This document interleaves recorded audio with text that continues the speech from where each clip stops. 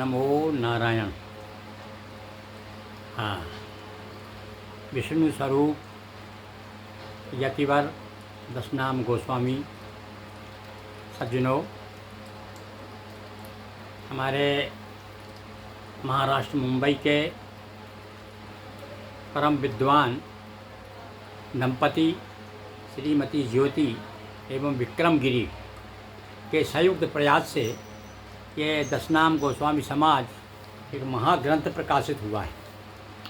इसमें केवल मठमणि का इतिहास ही नहीं है, बल्कि समस्त गोस्वामियों के लिए जीवन यापन के लिए और संसार को अपनी गुरुता बताने के लिए, अपना गुरुत्व कि हम जो है अद्वैत निष्ठ स्मार्त संत समाज है। तो इस विषय में केवल मैं आपको ये कहूँगा कि हर गोस्वामी के पास में ये कृति होना चाहिए।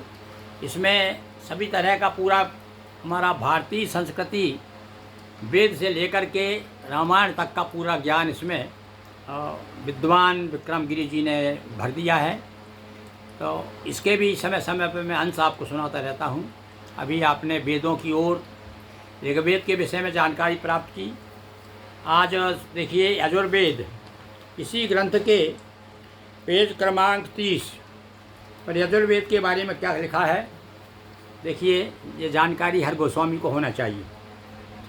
यजु शब्द का अर्थ है यज्ञ या कर्म और वेद का अर्थ है ज्ञान। इस प्रकार यजुर्वेद का मतलब क्या हुआ? यज्ञों से संबंधित ज्ञान। यह वेद मुख्यतः कर्मकांड विधि पूर्वक यज्ञ और अनुष्ठान पर केंद्रित है। ये कर्मयोग का परिचायक है।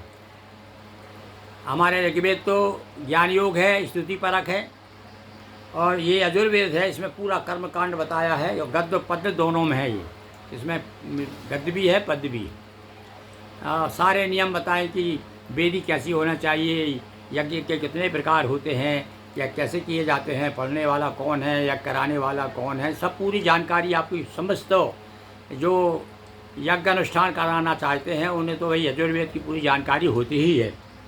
तो इसमें उन मंत्रों का संकलन है जो ऋग्वेद के ऋचाओं की अपेक्षा सीधे रूप से यज्ञीय प्रयोग में आते हैं, जो यज्ञ के काम आते हैं, ऐसे ही मंत्र हैं इसमें।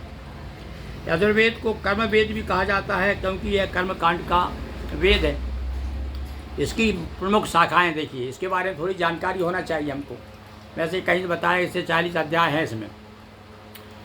इसमें वो नहीं दिया है, इसमें लिखा है इसमें केवल मंत्र भाग को स्वव्यवस्थित किया गया है। इसकी ब्राह्मण व्याख्या अलग रूप से शतपथ ब्राह्मण नामक ग्रंथ में है। हमारे यहाँ देखिए वेद से संबंधित है आरण्यक, उपनिषद और ब्राह्मण, और ये सारे जो है और संहिताएँ, ये सब वेद के ही अंतर्गत आते हैं। तो शतपथ ब्राह्मण नामक ब्राह्मण ग्रंथ में ब्राह्मण की व्याख्या है। इसकी 2 शाखाएं हैं भाई, माध्यान्ह शाखा और कान्व शाखा। इसमें यज्ञों की विधियों को स्पष्ट रूप से क्रमबद्ध से बताया। कौन से? यजुर्वेद के भी 2 भाग हैं, एक शुक्ल यजुर्वेद है और एक कृष्ण यजुर्वेद। तो कृष्ण यजुर्वेद की जानकारी अलग और शुक्ल यजुर्वेद की 2 शाखाएं अलग हैं। और कृष्ण यजुर्वेद में जो है मिश्रित हैं मंत्र।